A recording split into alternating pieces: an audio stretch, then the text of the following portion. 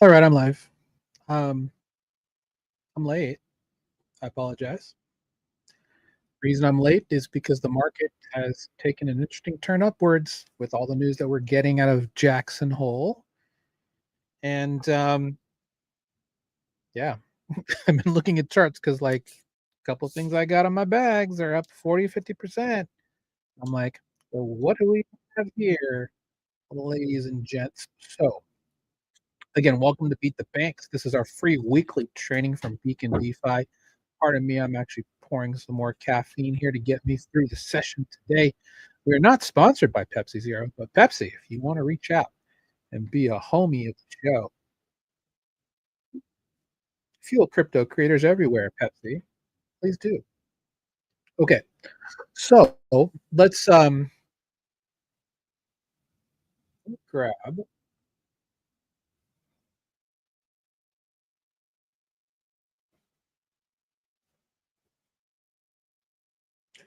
grab the article specifically.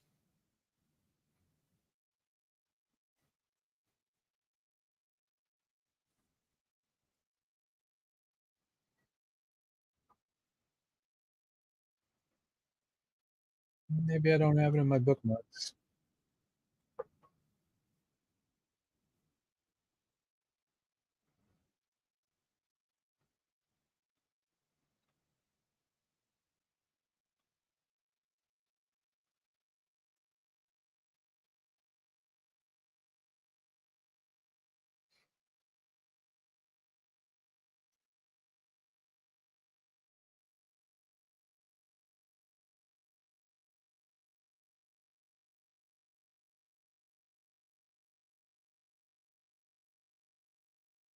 I have it here in my notes. One second. It was on the TVL show. We talked about it on Monday. No, Monday, Wednesday. And it was basically a list of everything that Officer CIA puts out for Web3 security.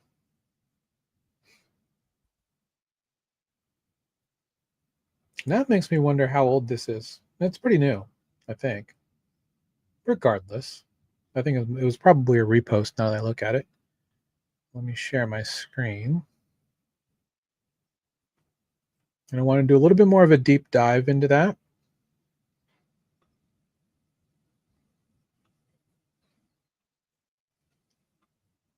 Let me get my windows right.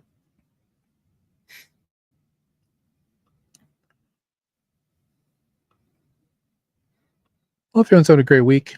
Again, the market's back up thanks to possible talk of a rate cut coming next month. Within our group, something we've been calling for multiple months. We never thought there was going to be a June cut, but definitely a September cut. Most likely a November cut. I think we see 25 basis points next month and 50 in November. Obviously, not financial advice to your own research, but that's kind of how I've been looking at the way things are going to go. Let me do this one. It's a bit better. And let's get this larger. But yeah, I mentioned on the podcast. Let me bring the windows down. So, I wish there was a better way to just kind of full screen. Oh, I can. There we go. That's what I should have done. So this is from Officer CIA. Shout out to everyone in Lobster DAO. I'm a member of Lobster DAO. If you're not a member of Lobster DAO, you should if you care about security. All right, this is from last Friday, apparently. So, a lot of these things we talk about a lot. For example, if you ever go to our free group, let me bring that up real quick because I got to show the mothership as always. School.com/beacon. If you know anyone who is interested in learning how to make their money work for them, please. School.com/beacon. It's absolutely free. Join in, get your education, be educated, get safe. One thing that we talk about a lot in our group is security. We're all about max gains, but also max protection of wealth. We've helped tens of thousands of people of all walks of life, reach their goals through our content. We've been doing this since 2021. But yeah, school.com/beacon, absolutely free. We do have some security information in there. In our free content, of course, we have our offerings as well, if you'd like your handheld and all that great stuff. And shout out to all of our Beacon Mastermind founding members and also our Beacon Challenge members as well. All right, let's talk about some of these products. One thing that he talks about is using Rabby Wallet. That is something that we absolutely recommend. Two things we recommend. If you don't do this now, that's fine. It's something you definitely should consider. If you're on EVM, check out Rabby as the wallet. We've been longtime users of MetaMask, right? Growing up in this space, if you're an OG, MetaMask was the EVM wallet to use. Obviously, there's many more. There's Control, there's Rainbow, there's Trust Wallet. There's quite a few that are out there. At least 15 that are EVM compatible, right? Even Phantom is EVM compatible now. But for all of us in the old days, we used MetaMask, and Rabby from the dbank.com team is built on top of MetaMask code, and it has so many more, just a lot better quality of life upgrades. You don't have to worry about adding chains anymore. You don't have to worry about adding tokens for the most part. It's just a superior product overall. It gives you a lot of security updates by default, not some snaps that you have to put in on MetaMask. Nothing against MetaMask, of course, I still use it. But from people who are new to this space, Rabby Wallet for EVM, very easy. Recommend. Plus, they have their gas account, which if you can see this on the screen, you can.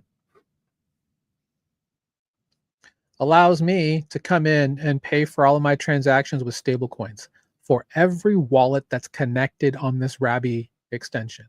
So I connected all my hardware wallets. They can use this gas account to pay for stablecoins for any transaction. Easy to do. Very straightforward. And that's the game changer. It's the reason why we recommend it. Okay. And then that also leads to the other part. We use Brave browser, brave.com. Privacy focused, compatible with all the Chrome web extensions. From the founder of Mozilla, and it's just privacy focused. Ultimately, from a good operational security standpoint, OPSEC, you should be using a separate browser for your investing, crypto, whatever. It shouldn't be the same as what you watch YouTube on, or what you're consuming all your Netflix content on, if you're using a web browser for that, or anything that's web based. Use Chrome, use something else for that. But if you're using things for Web3, you should be using Brave. That's just our recommendation. Security standpoint, it's very privacy focused. One thing too, you can set up multiple profiles, and that's what I recommend for people. If you're going to different ecosystems, have a different profile. If you're just doing research, use a different profile with a burner wallet that doesn't touch your actual hard-earned funds. Hopefully these things make complete sense to you. As you can see, Officer CIA also does that. We've been using Brave browser from the beginning. This is a very important sentence. Staying secure in the Web3 space requires vigilance. If you follow any of my trainings, you know that I say that a lot. You have to be vigilant about your OPSEC. That does mean you have to be more active. Why? Because this is about self-custody, right? If you're going to be your own bank, you got to be vigilant about having the right security. We tell a lot of our people in our communities when they're coming out and they're wanting to do yield farming, trading, whatever, you have to understand, if you're using self-custody, you are your own bank. You gotta treat it like a business. You're being taxed like one, right? Please pay your taxes, not tax advice. You gotta be the best. You have the best of the best, right? If this is your business, you're not gonna want some terrible security and not using the best top of the line stuff. If you can afford to use it, it's worth the investment, because you're going to make it back in spades in this space. Now, I did want to go over some of the list of this stuff, because some of it is, now, obviously, no judgment.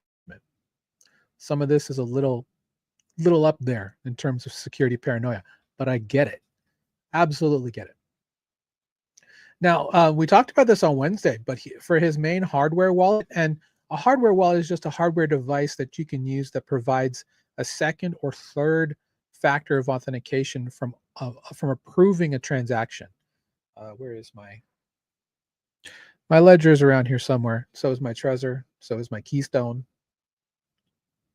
I have a pile of stuff here right now, but um,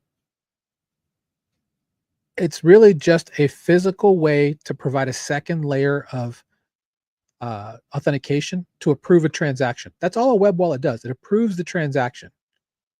The reason why seed phrase security is so important, guys, is because it doesn't take much for someone to get your seed phrase if you are not careful. And if they have your seed phrase, it doesn't matter what hardware wallet you have. They've got all your funds because nothing is stored on the device. That's another misconception that a lot of people have. They think that it's stored on the device. It's not. It's stored on the blockchain. These things are just speed bumps, if you want to call them that, to keep people from actually continuing to approve transactions. That's what these hardware wallets and stuff does. He uses a Grid Plus lattice. I love this device. I mean, it's a complete weapon. Look at this thing. I mean, this thing is it's nicer now. It used to be bigger. If you're curious, the old version of the Grid Plus, I mean, that thing was a unit. This thing is about, I guess you could say it's about the size of a couple of Stream Decks stacked on top of each other. So it's a little bit more portable than it used to be. Before it was no, not at all. But the way that this works with regards to hardware wallets is that each of these cards, so you can see it has those little bank-like, technically it's a SIM card, right? They have these in here. Now each one has its own seed phrase. So that's kind of the cool part, right? So it's like you if you want to have multiple hardware wallets, you just carry around multiples of these cards, and you can make copies of them. All the good stuff that you're looking for. That's where the lattice is great. The other reason why the lattice is great is specifically for people who don't want to read the tiny little, if you have like a Trezor, an older Trezor, which is just like this small little thing, or like a Nano S, where it's just this small little screen and you're just kind of, clicking on buttons. I mean, this is very, very apparent what's happening with your transaction, and that's what's great about it. No more blind signing, which means they just have more readable information on what's there. So even on stuff like a Keystone, which is about the size of an old iPod Touch, this size, it doesn't have the ability to make the font bigger, which is good if you need that, right? If you're older or if you have poor vision, that's necessary. Same thing with Ledger Stacks, Ledger Flex. They don't have an ability, to my knowledge, to make the font larger. So that's where stuff like that can be helpful. But yeah, this thing's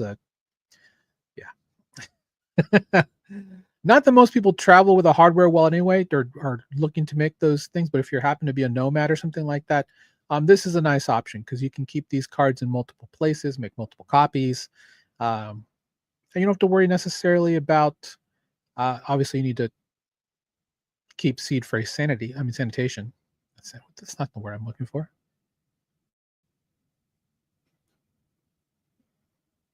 Hygiene. No? Anyway. So he uses Grid Plus Lattice and Rabi. VPN. So there's a couple different types of VPNs, right? You have Nord, Express, all of them. Did you know that most of them are owned by the same company? It's like a gigantic monopoly on like 80% of the market. It's like Luxottica that owns the majority of the sunglass market, and all that type of stuff, where you have all these brands that own multiple. I mean, one company that owns multiple brands. That's kind of how that works. Mullvad, which is I would say a more future-proof VPN. I personally use Mullvad through Mozilla.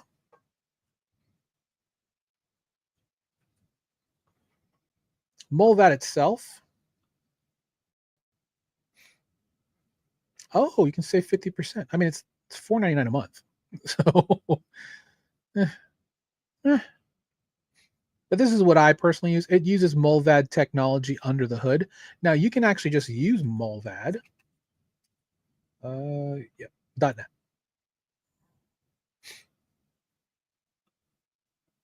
And it's €5 per month. Oh, that literally just told you where I'm at. Great. Just thanks, Mullvad, for doxing my location. Hey hole. It's fine. I'm not hard to find. So Mozilla uses Mullvad. There are a couple other ones that use Mullvad as well. Personally, I like it because it's a more future-proof technology. Um, so that's why I prefer using Mozilla. Uh, Full disclosure, we do have a partnership affiliate deal with Nord. So if you go into our group and you sign up for VPN, it'll be through Nord. Um, Mozilla doesn't have an affiliate program to my knowledge. Another great VPN to use if you don't want to get into that whole thing is a Proton, right? Because Proton also has a VPN.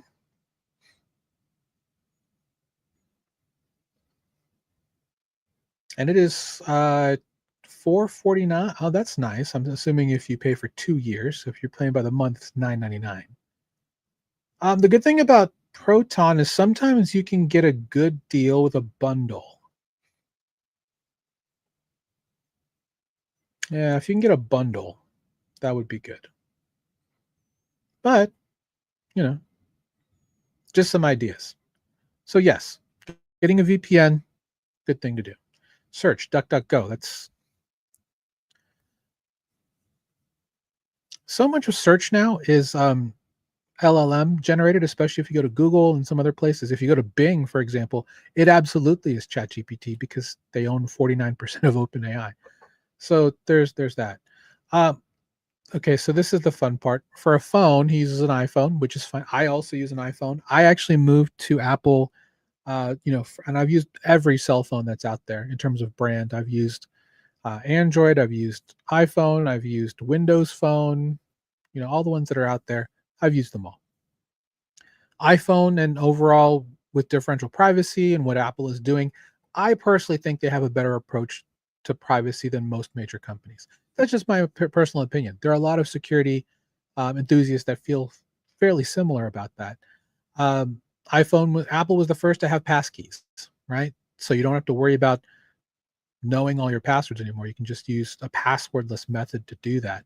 But he's using a specific OS called Librem 5. So yeah, that's very privacy conscious. I'm a little Telegram's fine, right? Telegram kind of has end-to-end encryption. It's a lot easier to get an anonymous account on Telegram. That's probably the better way to put it, as opposed to Signal and WhatsApp. So Knowledge, Obsidian. So Knowledge, and this is something you may want to consider. So I personally use Apple Notes.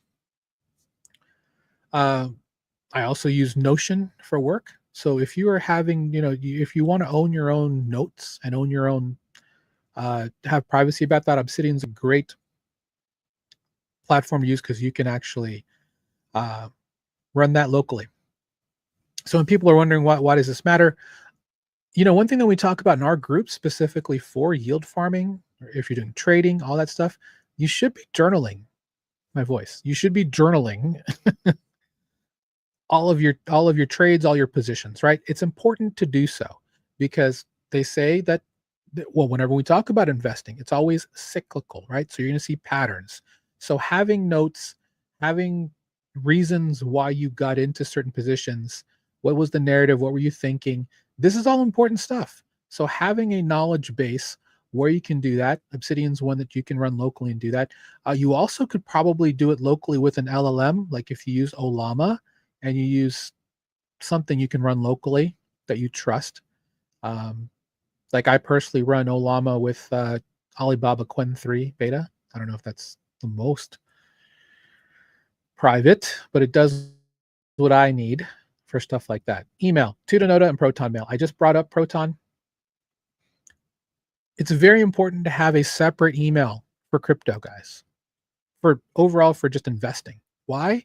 Because you don't want to be in a position where you get compromised signing up for some whitelist or some other platform and it touches the rest of your stuff, right? We want to compartmentalize. That's why we use Brave. That's why we use browser profiles in Brave. So you have different sandboxes. Your email should be no different. I think I roughly have about 10 different emails that I use in the space. Um, it can be very convenient to use one, but you shouldn't be doing that. But I do use Proton Mail quite a bit. You can use a throwaway Gmail, throwaway live.com, Outlook, even Yahoo. Why people still use Yahoo, it's up to you. But yeah, get a Proton Mail account. Why? Mainly because, like Tutanota, and let's bring tutanota.com. I guess it's just called Tuta now.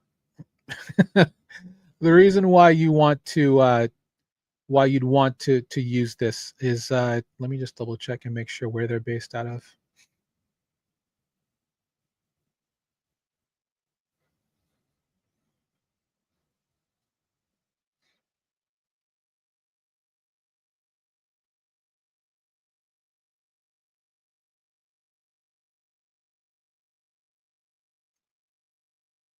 I guess they're German.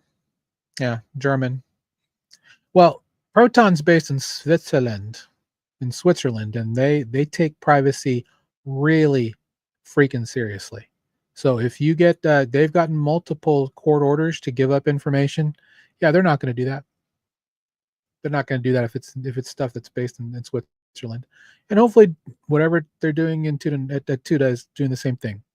So you can't go wrong getting a free email from either of these platforms. If you want to support them, please do. Please do. So those are two really great places to get free email that's private. There's also if you have an Apple device, you get to do the hide my email thing, and it has its whole thing there. You just have to be able to stay on top of that. Is really what it is. He uses Fileverse for Office. Let's see, password manager. Okay, we recommend you use a password manager all the time. Why? Because it's easier to remember one long password. And my master password is very long, than having to remember hundreds of other individual passwords and writing them down like my wife. I'm not going to say she writes it down on a clipboard. She does. But that's not the best way to have OPSEC. Now, he does his the very, very security conscious way. On KeePass, most likely on a server that isn't connected to the internet here within his home network. That's probably what he's doing. That's what a lot of people that I know do. That way, if you need a password, you can VNCN, remote login, grab what you need, come back out. Mobile OS, Lineage OS, and Divest OS. Desktop OS, Unix and Parrot. I previously used have looked into Tails and the others, but Unix apparently is a much better version of using it with Tails, because I guess it's not completely anonymous if you use Tails. I've never downloaded Cubes, but this is Edward Snowden levels of privacy, right? Let me look at some other things here that probably would be good for anyone to really look at. PDFs. So this is actually really this is this is stuff that people should really consider is that you should be testing links. You should be testing PDFs just to make sure that. And granted, you're gonna need a little bit of tech know-how for this. Let me see if Danger Zone. Yeah, so you can download this. Works for Mac as well as Windows, and it'll test all of these just to make sure that there's no malware. Because unfortunately, that's kind of a bad that's a problem, right? Getting the wrong payload. So you wouldn't believe, or you wouldn't think, that other pieces of software can really get you in trouble, and really it can. I know multiple people, a friend of mine, He uh he got his first really bad exploit because he was a big uh trainer in Axie Infinity. And then he just happened to notice because he was an Android user that someone put out an app. It was an Axie breeding and nursery app. The problem is that they never had an official breeding app. And at the time, they lost roughly, like, I want to say 24 ETH, something like that. It was a lot of money for them.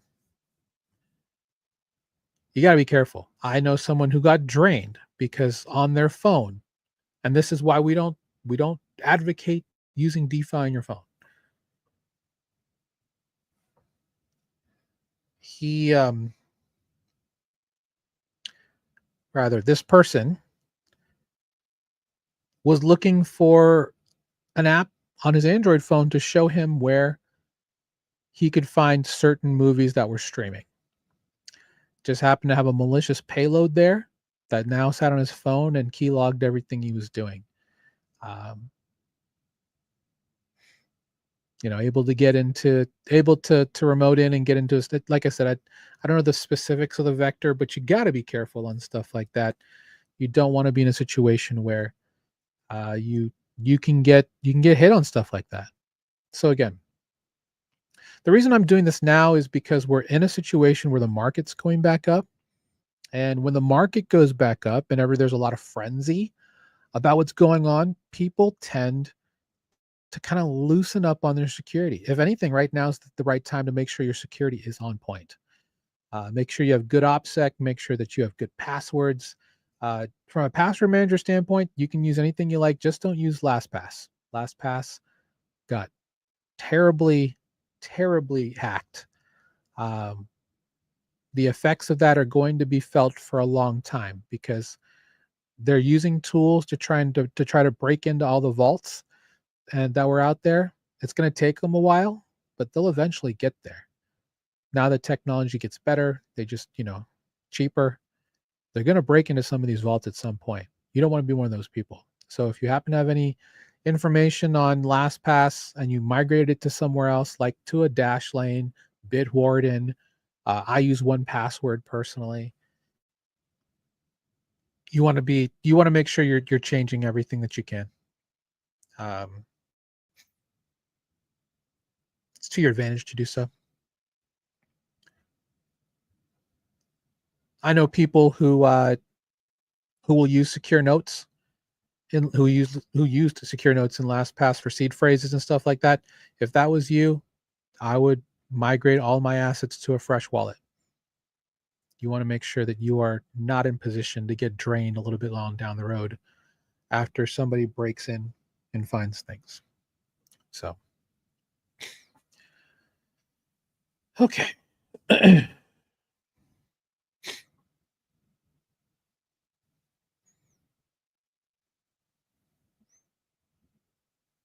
Oh, cool. He has an actual, this is from November.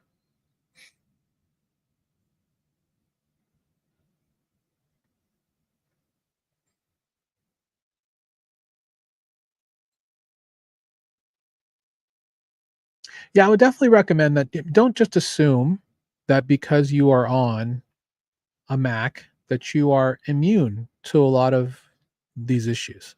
Anyone can get exploited. You just got to make sure you're vigilant on all your security. You don't want to be in a situation where uh, you get hit by something like this. That would be bad. You clear this banner at the bottom.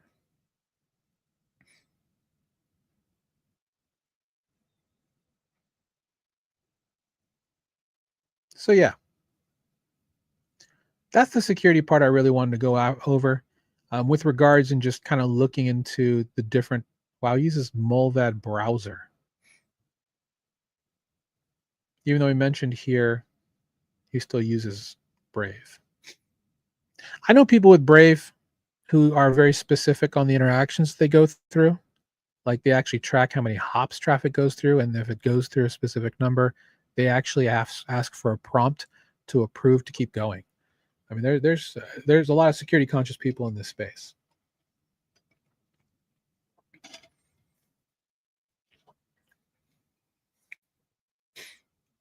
Also, make sure that you have a security routine. That's probably something that's very important for you to do. Have a security routine. Um, and that means like once a week, once a quarter, just make sure that your passwords are good. If you want to rotate your passwords out, that's something that you may want to do.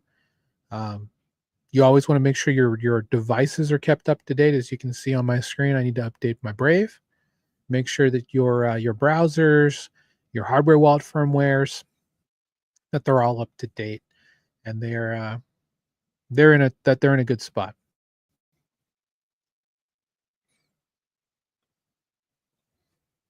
Let's check to see where we're at. All right, so we're up to 116, and oh, that manipulation event, guys, nasty work. Or maybe a bunch of people got short squeezed. I mean, there was a lot of people trying to exit the. There are a lot of validators looking to exit staking, so that's probably why we had a lot longer of a flat look. But I mean, anyone who's looking to sell, there are these digital asset treasury companies who are waiting to buy. So back to almost 200 for Sol. That is nutty. It's good to see. Good to see. I mean, we haven't seen Sol above 200 in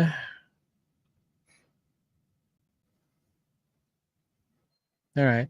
Well, obviously that was 201, 203 back on the 13th, so not that long ago, but before then in July, and then before then it had been a while since ETH Denver time, when everybody was in a lovely place. Maybe it's all evening out. Maybe it's all evening out.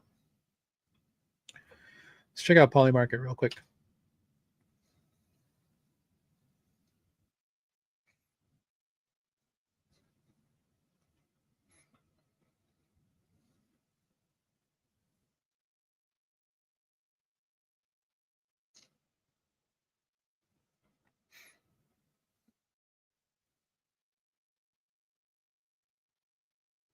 What a weird market.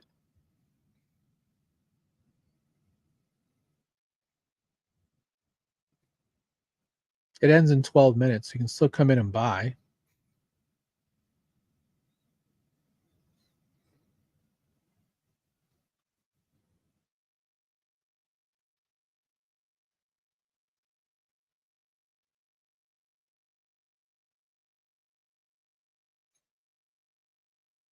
$115.5 will get you 4 cents on no.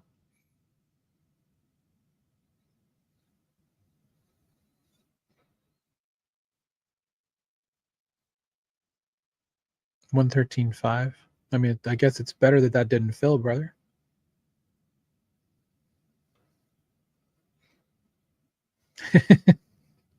Buy yes, 99 cents. Dollar for dollar.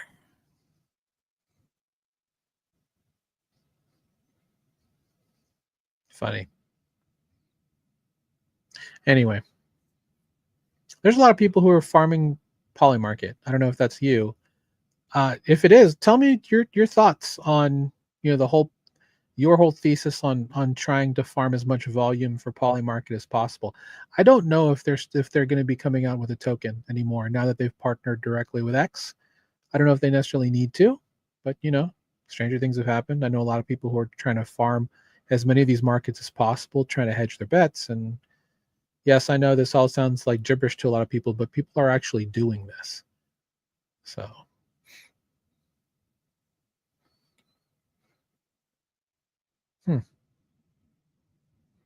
So yeah, the key when it comes to security in this space and just staying on top of it is really just making sure you have a routine and continuing to do the same stuff over and over again, right? We want to make sure we're using a VPN as often as possible, mainly because privacy is a fundamental human right. And, you know, I don't write, I'm going to say I don't write checks. Who writes checks anymore, right? But if you did, you don't want people watching over your shoulder with your finances. I mean, it's using a VPN guarantees the privacy. You're not laundering money or doing terrible terroristic things if you're using a VPN. Um, People say stuff like that all the time, you know?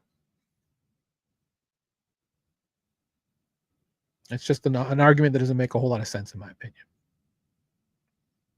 But yeah, for me, if you have a takeaway for this, use a dedicated browser for your investing. Use browser profile so you can partition. So you would have one browser profile just for using Solana. You'd have one for just for using EVM, uh, and then you would have one specifically just for research. So if you're out there scrolling Twitter, looking at different things, um, you're not doing it in a browser where your funds could accidentally be at risk in the event that you click a malicious link. That's something you don't want to do. One thing too, and I guess a lot of people, we talked about it on Wednesday as well. There are a lot of people who've been getting drained by helping people. And I'm sure I don't want to sit there and say it's not happening because I am sure that it is happening.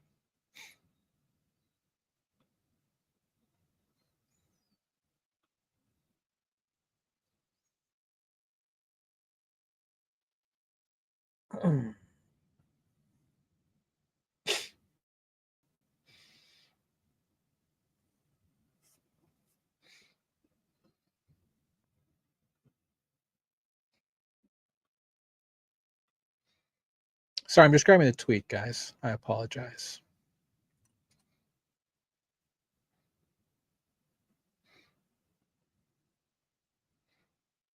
Ooh, what does this do? Oh, look at that. See, how I've not discovered these tools is beyond me. All right. Um, yeah, a lot of people are getting drained by multiple things. And really, the only thing I can really tell you on a lot of this stuff is just be careful with what you use to invest.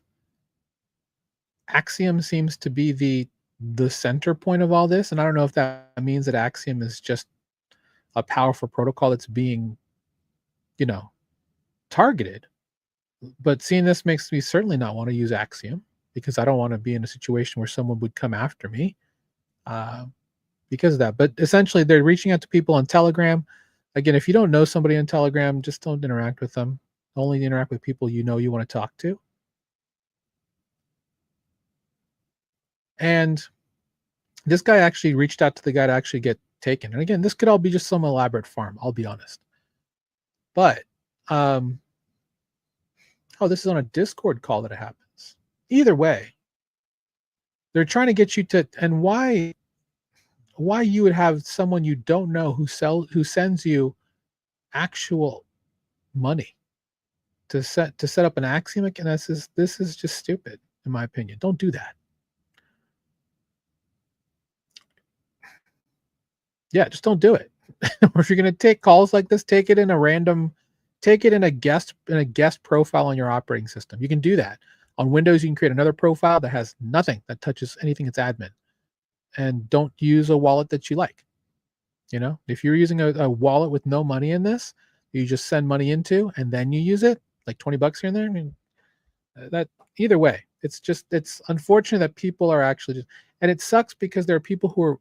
This kind of tells me there are people who are more than willing to help people get understanding the space. That's what we all want. That's why I do the content I do, right? Because I'm trying to help make DeFi accessible to everybody, to show people that this isn't a scam. You can absolutely get in with money. You don't have to have millions of dollars to be successful or understand how this all works. And it's very accessible. That's the whole key. To be very honest with you, I get messages like this daily and I ignore 99% of them. because for most of them, they're just bots that are just trying to get you to fall for scripts. Um,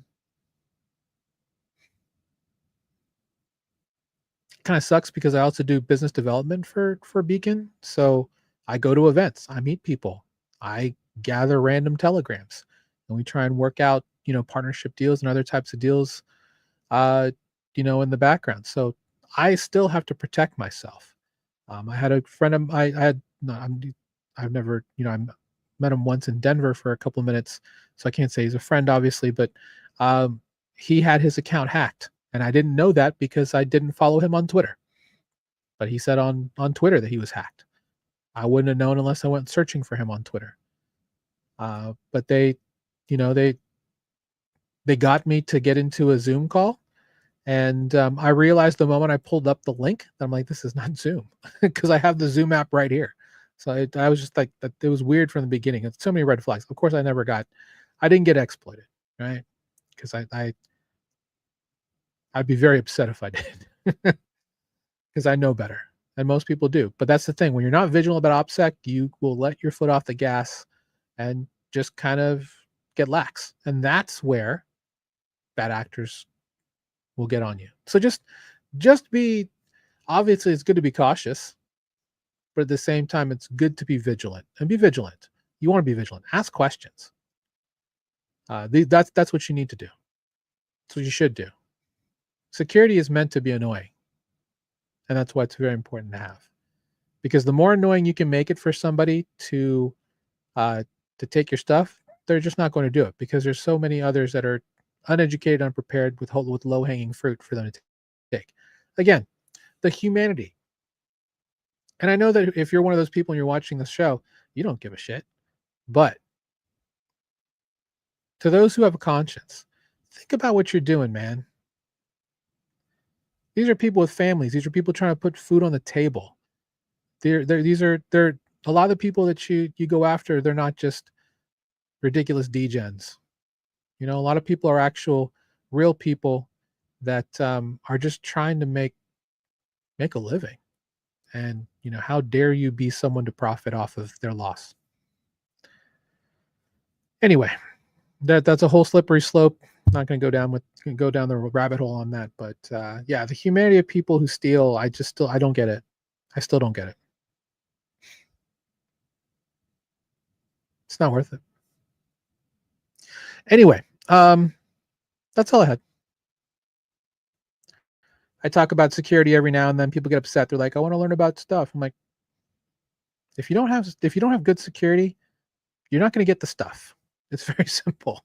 That stuff's going to get stolen from you. I mean, you should treat this like a business. You should have the best security measures, top of the line stuff that you invest in, because that's what's going to get you the best results. Right? Speaking of that was a pretty decent shill segue, right?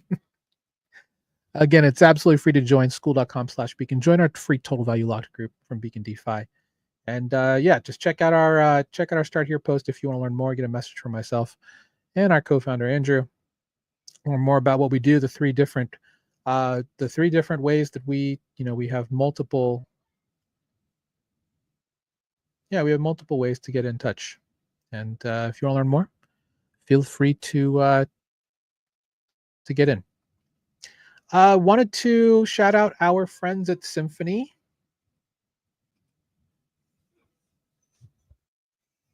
They're running the world's largest trading competition right now. Let me see if I can get the actual tweet. That would probably be the better thing to do. There it is. But just log in at ai.symphony.io to get started. And yeah, it's the right. I guess the prize pool is up to $200,000. Symphony with their Simpson AI agent, fantastic trading agent, one of the best that's out there. We personally vouch for it. Have had them in our mastermind for a deep dive call. Fantastic product. Met them in New York City at Permissionless. Really big, really bullish on their team. They have two tracks. They have just a trading competition. P&L by dollar amount takes the crown. Otherwise, every $100 in volume gets you one ticket, and then you can get a piece of that through a raffle that they do at the end. So if you're interested, um, jump in, man. Jump in. We have we don't quite have. We're gonna have a referral code to get in. Obviously, that helps us. So if you want to support us, you're more than welcome to do that. But I just wanted to make you aware. If you just want to get in, go get in. You never know. Have fun. Symphony is Simpson, which is their agent. Fantastic tool for trading. So definitely worth getting into. All right. Guys, have a great weekend. Thanks for joining me. Again, we do this every Friday, 3 p.m. Eastern. This is our free training, our community training that we do. We cover multiple things. Every now and then I might have a guest on, but normally it's just my time to really just bring up some concepts, really just to help you. And again, if you see something that you've had on any of our trainings, please share it with your friends, like, retweet. If it's on Twitter or if on YouTube, please like and subscribe. We're very close to some milestones. Would love to see some support on our YouTube and our Twitter as well. If you'd like to support us, because this is what we do. We help educate and onboard people into DeFi safely and securely. It's more than just trading crypto. I'm not really much of a crypto trader. I'm a DeFi guy. I like making yield, passive income. I like profiting off of other traders. That's what we do. Want to learn more? Follow along. Check us out. Have a great weekend. 07. Take care, guys. Beacons up. Banks down. Keep beating those banks. See you later.